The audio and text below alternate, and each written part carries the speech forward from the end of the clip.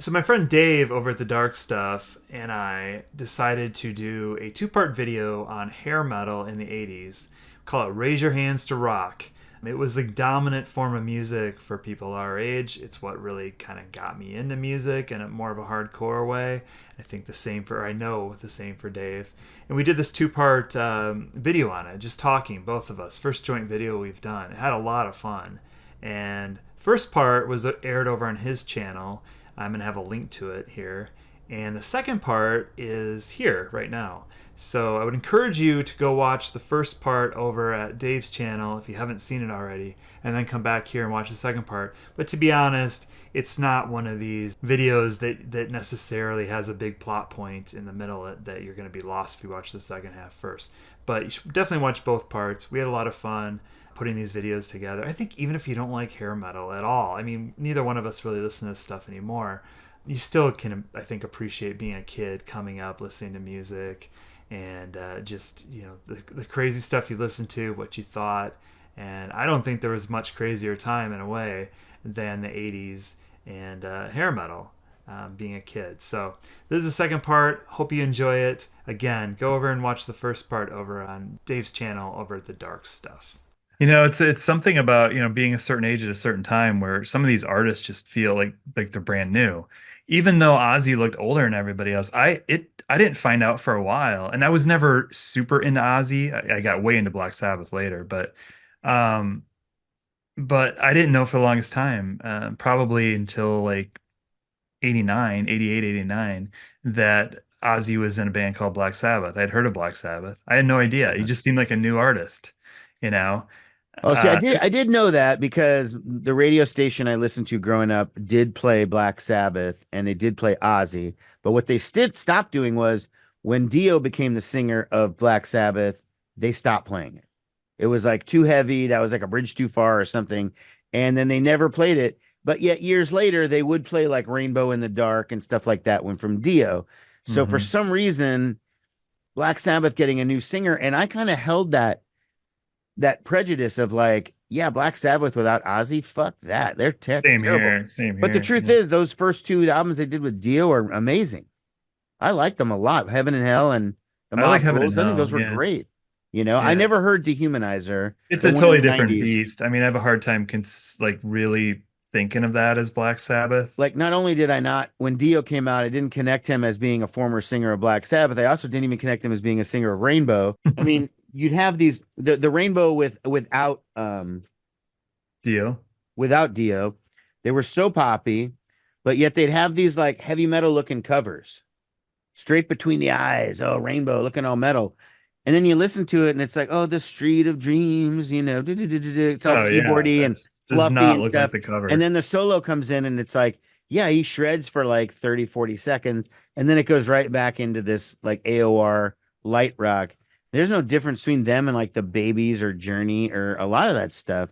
Um, but yet they were always so elevated because of Richie Blackmore.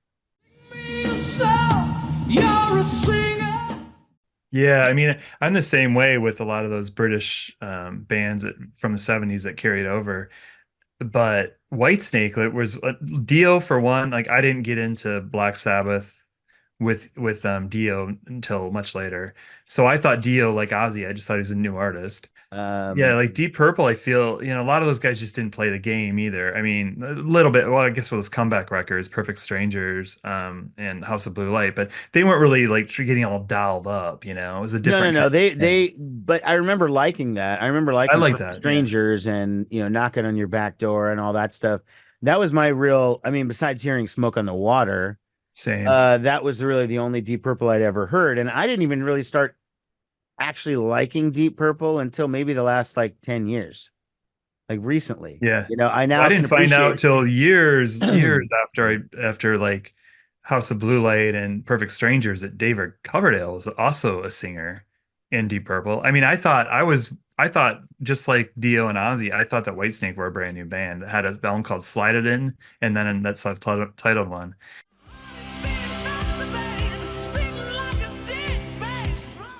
But what Yeah. I think is really crazy is how they redid Still the Night and Here I Go Again. Some of those songs were not even that old. Like Here I Go Again was only like 3 years old on Saints and Sinners, I think. I read this recently, and redid it completely in a new like hair metal kind of modern style And for it that worked. solo record. Yeah, Yeah, here's my white snake. Slide it slide in. it in And this one is decent. right to the Slide it top. in, slow and easy. Love Ain't No Stranger. Those are all kind of decent tunes. That's probably it. I can't really remember the rest of these. The second one or the self-titled one had "Still the Night," "Here I Go Again," which both of those songs were from earlier. Screwed, Blued, and Tattooed. That's an album title That's from a somebody. blue Screaming Blue Messiah or something like that. I don't know who it was. Oh, I it think might it have was been Sleaze Bees or one of these later day bands. Like when you get into the Dangerous Toys, Danger, Danger, Sleaze Bees, the Aziz. Malls. They had all of that stuff. There were so many of them. And if you started replacing, putting Z's in place of S's, like, no, that's a bridge too far. I automatically was not going to like you. I don't think I And the could. band names just got ridiculous. I mean, I remember a friend of mine who I won't name in case he's watching this. Uh, he always wanted to form a band, and he was into this stuff like hardcore after like my musical taste had started to change a little bit and all that. But he wanted to go to LA. His plan was to go to LA and form a band, and he was going to call it LA Way. And he thought that was the coolest idea. Like, okay. But yeah, just the names got just sort of ridiculous, you know. Sleaze Bees. Naughty Danger Danger with their big song Naughty Naughty. Yep. Dangerous Toys with Teasin' Pleasin'. Yeah. That was their song. It Do you got remember Europe when they hit the scene Oh, or well, Final Countdown, yeah. Final Countdown? And it was Yeah, I always remember it's funny because everybody now associates it, of course, with Arrested Development, which is oh, great. But I just remember when that came out, that was one where it was like a dividing line at my school. Like if you like that, you're like, what? Like you seriously like that? A lot of us it just went a little too far and it just seemed a little I too don't remember much. that one being controversial. I think it was Poison.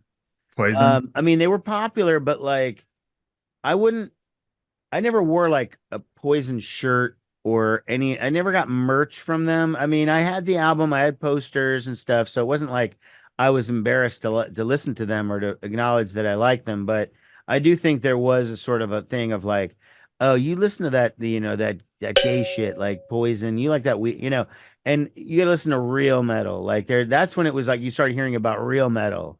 And you got to listen to the real stuff, And yeah, Poison just wasn't considered the real stuff, but But yeah, I remember like around that time starting to see the Metallica shirts, Megadeth shirts. I was did you see intrigued by Poison's that before I actually started listening to it. But did you actually see Poison's meltdown like when they yeah, kind of live on stage when yes, CC DeVille's playing the wrong song and they're just I mean that was like intentionally, yeah, like and I saw that. intentionally. I remember Yeah. watching that and being like, what the fuck are they doing? Like they sound terrible. They're trying to play Unskinny Bop and then he's doing the wrong thing and then he just starts doing Talk dirty to me or talk dirty something. to me and then Brett Michaels just gives up and goes hit it CC or whatever like he does. I mean he just called an audible right there at the last second. I think he was fired shortly after that, wasn't he? They got in a fist fight. Apparently, I watched some metal documentary recently. They got in a fist fight backstage, Okay. and he left like within like a couple months. I think they told him to go to Hmm. rehab or something. He refused, and they parted ways for a while. So when did this music stop working for you? I mean, there was a period for me where I was loving it, loving it, loving it, loving it, and then it just hit a wall where it was like, okay, this just doesn't work for me anymore.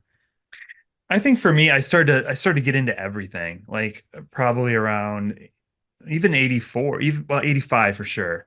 I started stuff that was on the radio. I mean, I was buying Genesis records, I was buying Peter Gabriel records, I was, buying Prince records. Yeah, I started to broaden my taste quite a bit. I was also by probably 87, starting to get into some like older stuff like the Doors and then after that, the Rolling Stones and the Beatles a little bit and Led Zeppelin for sure. So I started listening to all these records that had a lot of history and weren't necessarily that style of music.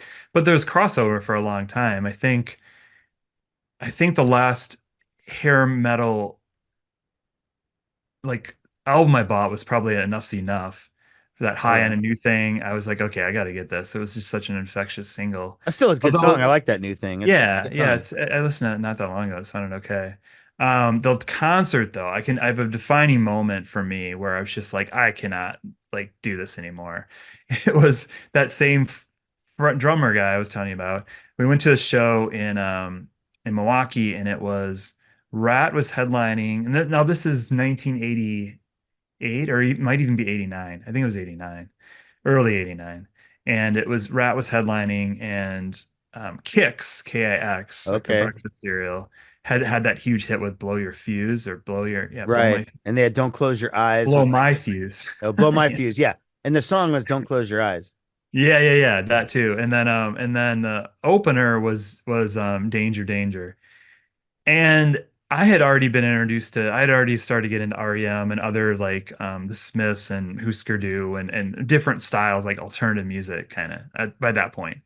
But listening to going to the show and just seeing all the pyrotechnics and all the guys from the Danger Danger all synced up dancing a certain way, with the guitars facing the same direction on cue and the guy jumping into the air, and just was the most cliche ridiculous thing I'd ever seen. Let's get, and he'd like throw the audience the mic into the audience, naughty, naughty, and then Uh, like just every just kind of dumb move you could make, and the music was so bad. And then I thought, well, Kicks will be better, and they were, and Rat was okay. I'd never seen them, so it was finally kind of cool to see them. But I just remember thinking, the ship has sailed. I don't care anymore about this kind of music. no, So, mine is sort of similar.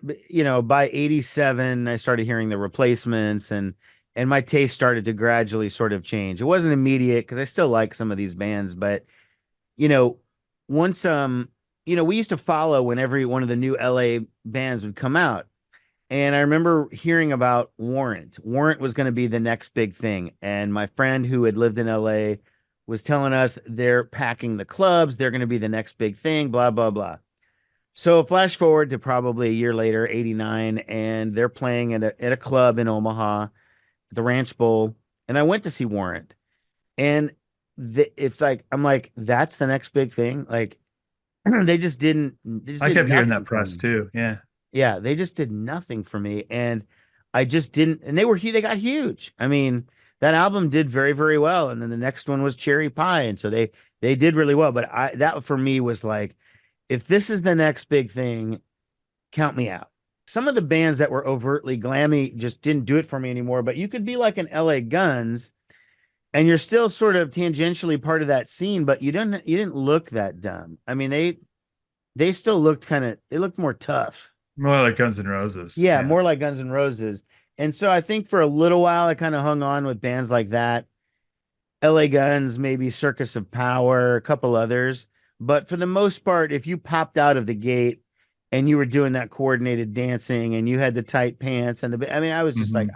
dude, I'm done. Yeah, I don't want yeah, to hear from yeah, you anymore. It's just shit's over, you know? yeah.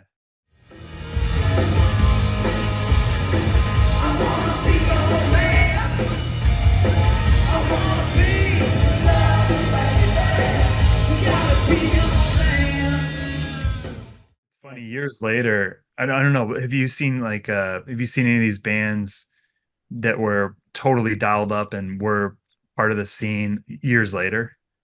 Like recently, last 10 years, I 15, mean, even not in person, but I've seen them like on YouTube or something. YouTube. Yeah. Okay. Yeah, I had a kind of an interesting story. I was freelancing at Best Buy's corporate headquarters in Minneapolis, and I can remember three of there, like I think there were four or five performers, but they were all like part of this era. And we had Stephen Percy, Don Dokken, and Janie Lane from Warrant, Okay. and there were probably two others, but they were literally playing our lunch. Like they were playing in the cafeteria. It was a huge cafeteria, kind of like you get at all these like tech companies where you've got like a variety of food and all that, and a pretty big space. But they were like sitting on stools playing like acoustic versions of their songs and telling stories. But it was pretty entertaining. I think the best one was probably Don Dokken. He was just like, yeah, I went from playing these huge places and now I'm playing this cafeteria and watching you guys eat. But what was so bad is that they misspelled like half their names on the sign that they had outside the cafeteria. It was like a Spinal Tap and Puppet Show, or Puppet Show and Spinal Tap kind of moment. But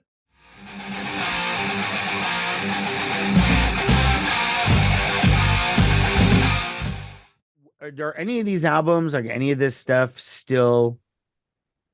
I mean, that you would actually like to listen to today, or is it all just completely in the rearview mirror? well, no, no, I mean certainly not, and we didn't really even talk about them that much as being part of it. Certainly not those first six Van Halen records with Roth. Those are fair game. I play those pretty often, or not super often, but I'll get on a kick and I'll definitely want to hear some of that stuff.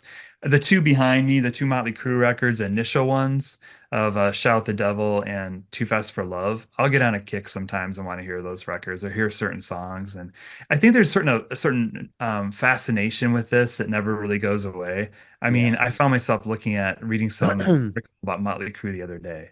There's like these, they made such an impression that I'm still curious about these figures, I guess, and what they're up Yeah. to, even though I could care less about hearing them or going on that new tour, seeing them, live. No, But no, no. yeah, that's probably Poison. I could see putting on Look What the Cat Dragged In. That was a fun record.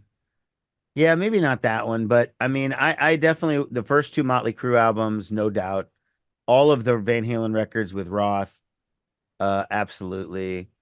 First three Rat records, I think, are still really good. The first one is awesome. I mean, Out of the Yeah. Cellar is great. The next two were a little spotty, but the good songs were really good. And then, a little bit. Cinderella, I think, had a good record. I don't mind hearing them. I saw the Tom Kiefer band about a year and a half ago, and or maybe it was a little under a year ago. It was He last seemed he summer. seemed pretty talented. That was a pretty talented guy. Yeah, his voice is still shot. I don't know. I know he's had surgeries and shit, and it's supposed to be recovered, but It was never that kid in he the sounded first pretty bad. place. I mean, it was awful, but Yeah. people liked it. LA Guns opened for them on that one, and that was pretty cool. Even though it's only two guys from the old LA Guns, because they had a split off. They had Riley's LA Guns and then LA Guns. They had, two different So versions. many of them do that. Yeah. And it's weird because I remember in the 80s, I used to make fun of like a lot of these old 50s and 60s groups where there'd be multiple versions of the same band, Hmm. like, and it's like, why didn't they ever get this worked out? How stupid they got. Why did they never do this?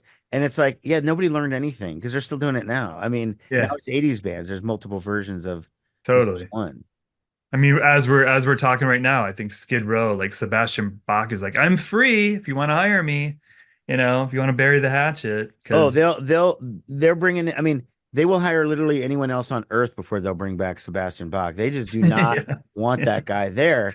And it's like, I mean, I don't know. They must make money somehow because they're still like functioning. They still out there doing shit. But like, what is the objection? They would have done so much better if they just brought Sebastian Bach back. Yeah, I don't know. I don't know Because why bands go way they around on would. tour and they hate each other all the time. I mean, those Motley Crue guys don't even like each other. They're just dealing with it because there's so much money involved. You'd think they'd be able to get it put aside all this and to get a big payday of Skid Do Row a with tour, Sebastian open up Bach. for Motley Crue and Def Leppard or whatever. Get on one of those. Yeah, you'd think, It's but just amazing how short-sighted they are. it's And also it might be like, you know what? We hated that. We're doing okay. We like what we're doing. We don't need that. We don't need to experience all that again. I don't could know. be, could be. I don't know. Yeah. Let's talk about the actual hair metal killers. Yeah. Not what Yeah. is commonly referred to, which is that Nirvana ended hair metal. Because we all know that didn't happen. No, I don't think it did. We didn't. And it didn't even really end because it didn't end metal, that's for sure. Because when you think of 1991, before I get to the point I was going to make, 1991 was the year that punk broke or whatever. That was the Nirvana Nevermind year. But it was also the year of the Metallica Black album. And it Hmm. was also the year of Guns N' Roses Use Your Illusion 1 and 2. And it was also the year, I mean, the next year, Jackal all of a sudden got popular. I mean, that's the biggest with the Lumberjack. I mean, that was a platinum album in the era where hair metal was over, supposedly, and yet that was still going strong. So some of these bands were able to And survive. those were massive. GNR and Metallica, those were like just massive, massive records that they toured on for years. Right. So yeah, Didn't clearly seem to they're end stuff, clearly it was but not dead. I do think that when you hit about 1988, and that's kind of when it started to change for me. and really was it was Guns N' Roses' Appetite for Destruction. I mean, there's no I question. think so too. Yeah, Here's my OG with the that's original super cover cool. art on it. Wow. It's in a frame actually, which is why I don't usually show it, but um There was just they were real, you know. They were quite different than whoa. I knew that was going to happen someday. But I mean, look, you know, they weren't doing the same kind of image. I mean, no, they look scary just looking at them right there on the back of the record. they look like they besides maybe what's his name, the drummer, Steven Adler, besides him, they all looked like they could it's kind of a timeless photo. They could be the era of like Exile Main Street, right? Just look at 72 or Duff something. McKagan. I mean, he looks like he just woke up. Yeah. They weren't doing it up the same way. Yeah, Axel teased his hair and like Welcome to the Jungle, but I think they grew out of that look and they were, but did not even the look. I mean, the music was intelligent, was Right. There smart. were a few pictures of them, if you look at the collage of photos inside the album, where Axel did kind of tease his hair up a little bit, but they never really went that far with it. It just But seems all of like, a sudden, the subject matter was really interesting. yeah. The Well, lyrics to that record, the songs were just because so lyrically much he better was coming written. at it from a punk, from a more of a punk, like I've always said, okay, heavy metal and punk are two sides of the same coin, but generally it's lyrical content that makes the difference. Like, so in other words, punk deals in reality, whereas metal deals more in fantasy. It's a little bit of an oversimplification, but I kind of see it that way. But when Guns N' Roses came out, their lyrics were angry and gritty and more about real life, and it wasn't about Dungeons and Dragons or about, you know, I'm partying with 10 chicks. I mean, it was definitely was more real. I get what you're saying on that. And to me, none of that poison or whatever, like it just didn't seem real or necessary after that. After It's hearing, same. It felt like it killed all of that. Yeah, I mean, and it's a timeless record. It sounds like they're listening to things like the Rolling Stones and Aerosmith, um, Aerosmith. Yeah, Aerosmith, like Toys in the Attic, Rock, stuff like that. And they're drawing from that rather than maybe some of these second or third generation hair bands were listening to Theater of Pain or whatever. They're not. I don't know if they're going and deeply inspired by the same kind of thing. no. But yeah, I feel like it's just light years different, light years away from And like Axl Rose can or some actually other record that came Axl Rose out. can actually sing. I Yeah, mean, you know, he has a range. I would say Jane's Addiction, Nothing Shocking, is totally, another totally. hair metal killer because that was heavy. And the band, they looked like freaks. They look, you know, they weren't normal looking or whatever, but it wasn't dumb. It just seemed it was heavy, but it was smart and it was different.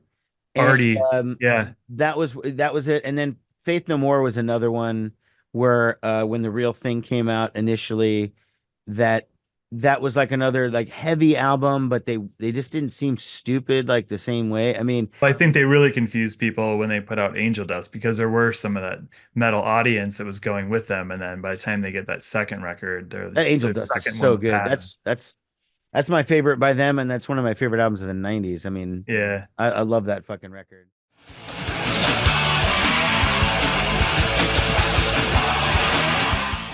It was artists like the Pixies too. It was Mhm. like, okay, this band rocks. And you know, really I can crank that up the same way I could crank up, you know, like Appetite for Destruction, but even like a Motley Crue record. Like it rocks, but it's so much more intelligent and there's so much more going on here and the Pleased to harmony. Meet Me with by the Replacements. It was a very rocking album, Hmm. and that was right around that time where I started just abandoning hair metal. Although I didn't completely abandon it, but I mean, it was the killer overall. And then I think somebody who is going to talk accurately about the history of this period to continue to say that Nirvana was the reason that hair metal ended is just factually not true because the industry was still putting that shit out all through the first year of Nirvana, Nevermind. And then after that, it was like, let's find the next Nirvana, Hmm. you And the know? same thing And happened. immediately, if you had that glam look, you were over. So in that sense, I see why people say, "Oh, well, Nirvana ruined my career." These hair metal musicians, and I always say, "No, Nirvana didn't ruin your career. Your career was already over. You just hadn't realized it yet." But some of the bands still went through, like we just talked about. Um, And but some not and every band. new bands showed up, you know, that were Pantera, yeah, I mean Tool, you know, stuff like Tool. that they're more intelligent. They're probably more of a I don't know if like Pantera is aggressive more rock intelligent, band. but they were definitely different. Yeah, yeah, I true, saw true. I saw them on that Vulgar Display of Power tour in 1992, Oh wow. and it was in a nice theater in Seattle, and it got destroyed. I mean, I felt bad because these burnout guys were just ripping shit. They were going nuts in there. It Yikes. was like not cool, but I mean, at least I can say I saw the original Pantera, or not the original, but the main Pantera. I didn't see them in the 80s, but the main Pantera right at their peak, Vulgar Display of Power. A heart for a heart, that's the way that we play. There were still a little some stragglers for me. Like I still liked a couple of bands after that peak period. Like I love this band called Lillian Axe. Like I thought they were so cool. They're from Texas. Robin Crosby from Ratt produced their first album. I saw them play at Fat Jack's over in Council Bluffs. That was the heavy metal club. And they did um a Badfinger cover, which was just like, what? Like, I mean, I don't even know if I even knew who Badfinger was, but I mean, they said it was Badfinger, so I think that's all I Yeah. knew. But they brought it up, and then later on, when I got into Badfinger, I was kind of like, hey, didn't Lillian Axe cover them that one time? you know, and it was. So there was still that band kind of transcended for me for a little while longer. It's weird too because you Maybe did have bands like Aerosmith coming back, and but even Aerosmith I mean Pump was a really good record. I remember being quite blown away by it, and that was when I was getting out of a lot of that. But Aerosmith are different. I mean, they came from the 70s and they weren't part of that. right. Aerosmith are They different. That's why I thought Ozzy was too a little bit yeah. because although he did doll it up a little bit, but he was transcended that because he was from before that. Same with Judas Priest. It always kind of bothered me when certain artists would identify with that too much. And then the main one I'm thinking of is Alice Cooper. Like by the time he got to Trash anyway, he Yeah. just seemed to identify with kind of that hair metal thing that was on its way out. I mean, he changed afterwards, and Well, he had that guitar player, that Kane Roberts. Do you remember that guy's I big saw muscle that. guy with the guitar like shaped like a designed like a machine gun or whatever? Yeah, I saw him live the first time I saw him in '87 or '87 or very early '88 with See, when I Kane. when my friend and I had our heavy metal fanzine back in the 80s, MCA Records was one of the labels that used to send us the most stuff. And Kane Roberts did solo stuff on MCA. So Oh, we I got had it. like photos of Kane Roberts and all this shit. And it was like so funny. Uh, It was Talk about a already so bad record. I remember listening to that. Like, that oof. was the one Raise Your Fist and Yell. Was that the one that he was on? He was on Constrictor and Raise Your Fist and Constrictor. Yell. Right. Okay. Yeah, there's some good songs on both of those. I mean, I think I'm partial to him because that's when I saw him live the first time, and it was way better than when I saw him on Trash is the World, like 2 years later. Yeah, I never saw Alice Cooper. And Actually, it's that like was I a good could show still go too. see him because he's still out there. He still Oh, plays. he's great. Oh my God. I But I saw just Alice. It was on the Welcome to My Nightmare tour, I think, or one of those records. It was around that time in Minneapolis at a theater. My friend had seen him the night before, and I mean, he was playing, small theater, which was really cool. And I wanted to go. I didn't have a ticket, but I called him up and I said, "Hey, is there any way you want to go see Alice Cooper?" And he's like, "Well, I just saw him last night, but I'm telling you, it was such a good show. I would go again." And I went on Craigslist and found like third row tickets at nice. like face value. And we get there and we just had a blast because we could see every expression he's doing and he's in character. Yeah. He's doing, acting out the nurse part or um, I don't know. I remember some song from Alice Cooper Goes to Hell.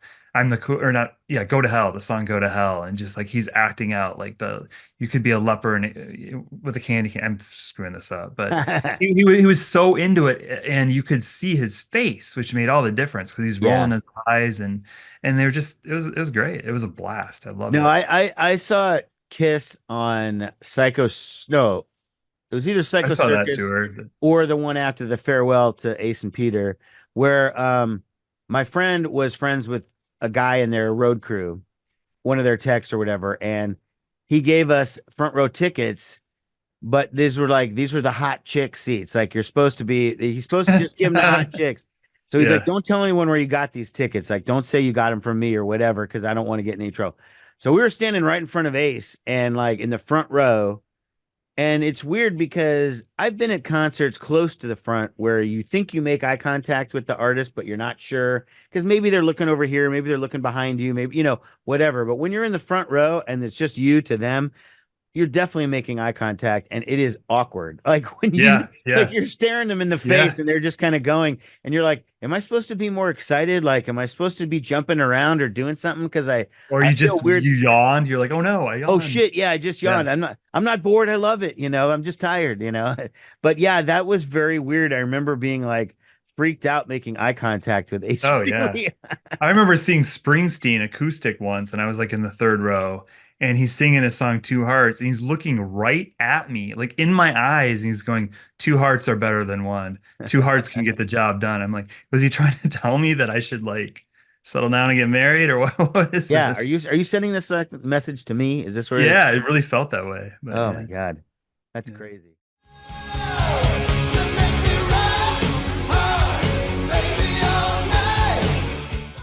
Part of the way the image you had to have back then was to essentially just like hate women I mean, that was kind of part of the shtick back then at some point.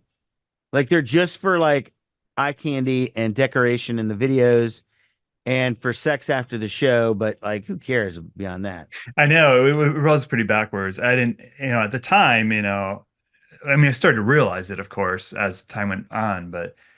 Yeah, it is strange. And everybody, just tons of makeup and dancing on cars, and those videos kind of look the same now if you go back and watch them, especially if they're showing like live concert footage, it's the same kind of thing, cut to partying with people or whatever. Yeah, it's quite different than now for sure. But But I but I yeah, I can think look you're right. I think they had to, that it was part of the thing to do. yeah. Like I have some friends who are still really into that era. They still really love that stuff. And they adopt the attitude. If you start talking about sexism or they're just like, I don't want to hear that. Like they'll give you the Spinal Tap answer, like, what's wrong with being sexy? Like, nobody cared back then. Nobody complained. Nobody bitched about it. If it was so terrible towards women, why were they all at the shows? Why were they whatever? And it's like, okay, I guess that's an argument, but I don't know. I mean, it's hard for me to be super angry about it because I was semi involved in that scene, but I understood like that's what they can act like that, but that's not for me. I'm not going to do Same that. here. I wasn't Yeah. attracted to women that looked like that. No, not really. Well, That I there was mean, that there was looked like maybe the a period. models There and was maybe stuff. a period, but I mean, yeah, people they wore makeup and stuff, but I mean, all completely dialed up and stuff like in the videos. I don't know. I always felt like that was just something different. no, but I admit too, there were plenty of like heavy metal chicks that were be at shows that I would Oh think yeah, were definitely like very good looking. sure. Probably look better a few years later when they stopped with all the makeup and the huge hair and all that. But there's some positives to that period too. I mean, it wasn't all bad.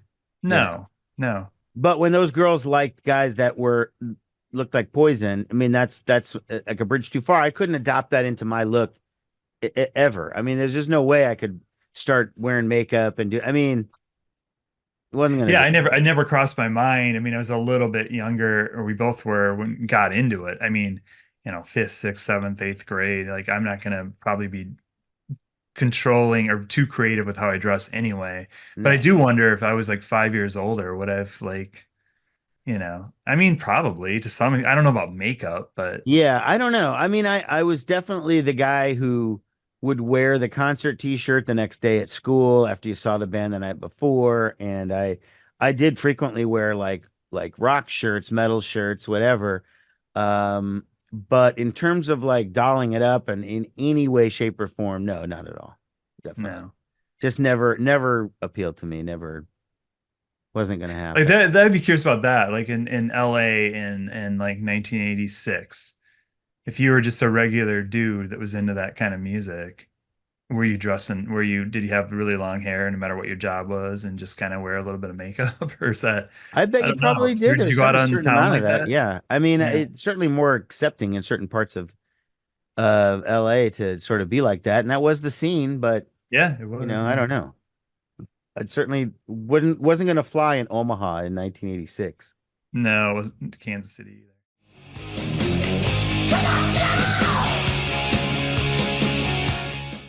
Little Brittany Fox here in the background.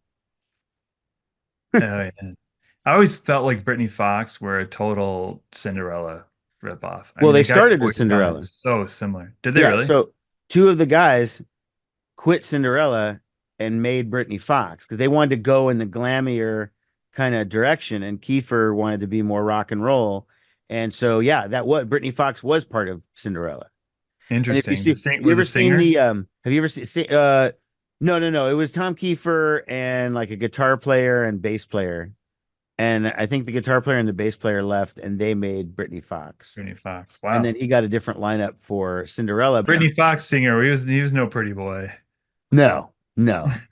And it's like it's funny because he could actually sing on certain parts because you listen to Britney Fox. I mean, I'm not suggesting it, but if you did, like he'll do the verses and it's sort of like, okay, he has an all right Oh voice. yeah. And then he'll Yeah. turn on this screechy shit like like as an affect on purpose. And it's like, why are you doing that? That's not how you normally No, sing. yeah, you sent that mix you made me had a Britney Fox song on it that I didn't know. Long way to love.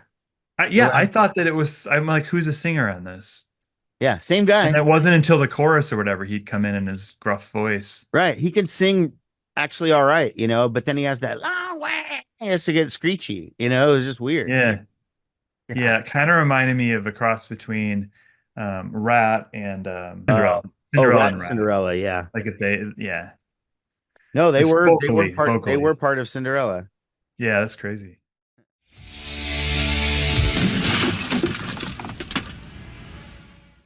Pyromania, Pyromania for. I remember my mom not letting me buy Pyromania initially. I don't Really? know. I think she thought I was gonna be an arsonist or something. That it was gonna make me think that arson was funny, or that it was okay, or that a career that that I was gonna consider or something. I don't know, No, it's funny but because my parents never cared about any of the records I bought. I mean, I had posters all over my walls of all their goofy looks, and they just sort of brushed it the other way. I would always want to play a tape in the car when I would ride with them or something. And I remember putting in Shock Me by Kiss. And the line was, we can come together. And my dad was like, well, this is a little, a little risque. I you didn't would even understand never what he get meant. that though. Yeah, for me, it was like I didn't even understand what they were talking about because this is shock me, make me feel better, shock me, we can come together. I didn't really understand like what he was. So when my dad perked up and was like, "Wait a second, what's going on here?" That was the first time he'd ever even acted like he even heard what was being going on. And of course, that cued me into like, oh, well, maybe that's something I need to look into that because it just went over my head, but like that got the response from a parent, and then it was like, oh, okay, interesting, interesting, you know. Yeah, I remember. I don't know if I'd gotten some shit for Shout the Devil. I don't remember really. I mean, I got rid of it soon after I got it. But when I bought the single for Smoke in the Boys Room, and then when I bought the tape, Theater of Pain, I don't know why I felt like I had to go show like my parents that like the Motley Crue's like they've changed. Look at them, you know. And my dad and I'm like their lyrics are really interesting. Remember, my dad's like he's I'm like there's nothing wrong with them at all, you know, and whatever. And he's like reading it and he's like that one has some questionable content and it was Tonight We Need a Lover Tonight, something of Oh, honey dripping from her pot, which I'm sorry, and when you're 12 or yeah, 13, you're not understanding what that means. that does not, yeah, exactly. So No, that's funny. That's funny. Yeah, no, my parents never cared. They were always, I think, my dad was a child psychologist, and I think his idea was that if you tell a kid not to do something or not to be into something, that's going to make them more into it. So if yeah, he did really want me to stop listening to that kind of music, his attitude was, I'm not going to try to, force you to or make it a big issue because that's going to make you cling to it harder. Um, whether that worked or not, I mean, look, I still am musically obsessed 35 years late. I mean, I'm 53 and I'm still buying records and doing all this stuff. So if it was to shake me out, if he thought that was going to shake me out of my music obsession, it didn't really happen. But just I think did. of how obsessed you'd be if he was like a real hard ass about Oh, I like know. Then not, maybe I would have stayed with metal because part of being the appeal of that music back then was also like because your parents hated it, society hated it, teachers hated it. You got made fun of for wearing your metal t-shirts and stuff. And but this is the good, whatever. And it was like you had to fight for your shit. And Kiss was a big part of that, of like, you get picked on and you got to fight for you being an individual, and whatever it was. I don't know what Yeah. their thing was, but that was a big part of the identity of it. Was so many people were telling you not to listen to this stuff, and so then it became part of your identity, and then you were willing to fight against those people and stuff.